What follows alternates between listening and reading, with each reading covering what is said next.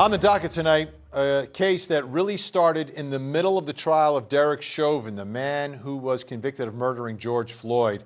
It involves a now former police officer. Take a look. Her name is Kim Potter. This is her booking photo.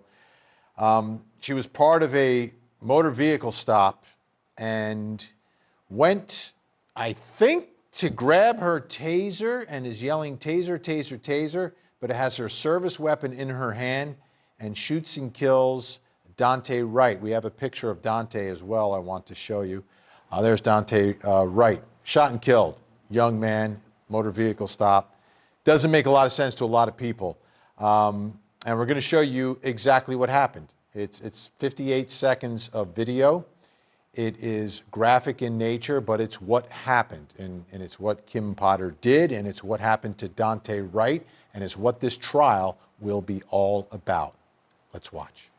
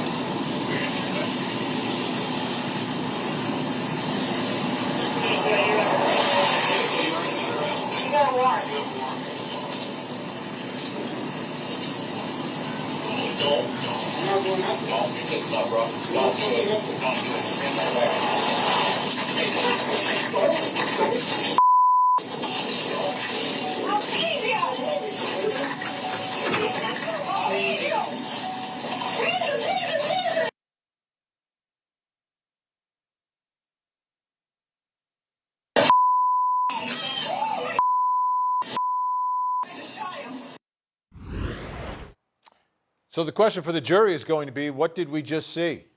Did we just see an accident, or did we just witness a crime? Let's bring back in our think tank.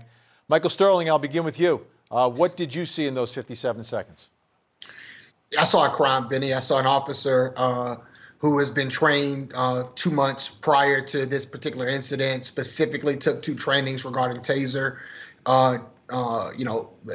I saw an officer who didn't cross draw, which is what officers are taught with their taser. Officers are taught to bring your taser and your gun into your line of sight. Taser's yellow, gun is black.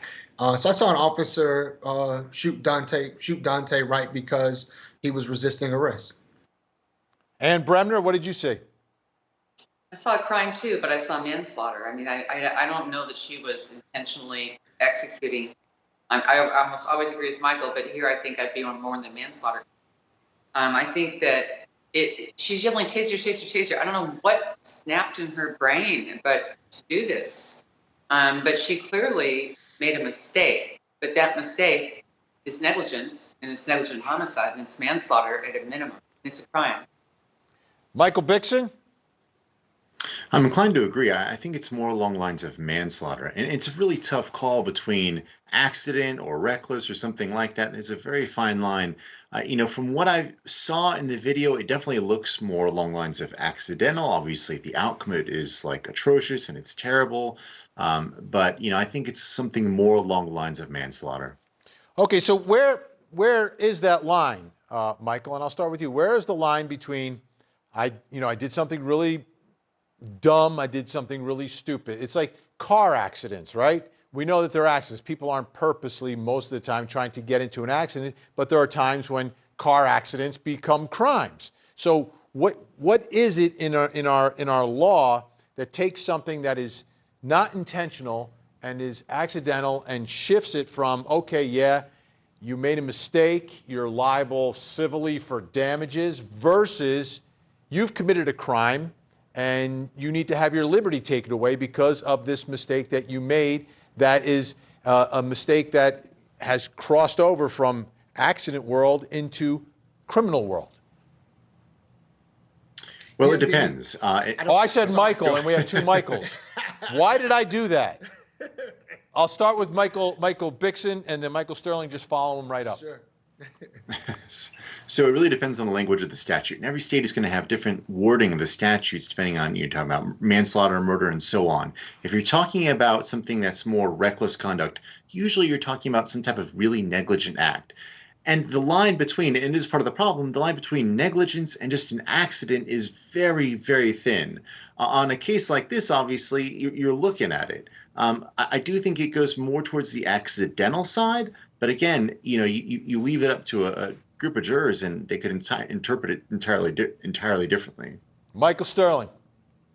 Yeah, Vinny, I think it depends on the situation and circumstances. I mean, to use your example, a car accident, if someone is at a bar, 30 minutes before and they have, 10 shots and then they get in a car, they're trying to get home, but they cause an accident. Obviously, those acts, what they did, rise to the level of recklessness, right? Just to use that as an example, if someone is trained and it was trained 2 months prior in how to use a taser, if they know the difference between the weight and size of a gun and a taser, if they know the difference between the color, if they know the difference between a cross draw, then obviously those circumstances will affect. So what would a reasonable officer have done? What would a reasonable officer have known? What would have been the actions of someone who had her particular training, her particular experience, her particular expertise in knowing the difference?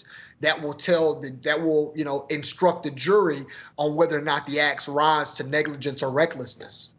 And Bradner, you've represented a lot of police officers. Do you think this former officer has to take the stand to explain to the jury what happened in that video, or do they just rely upon the video to try to convince the jury that it's a horrible, horrible accident?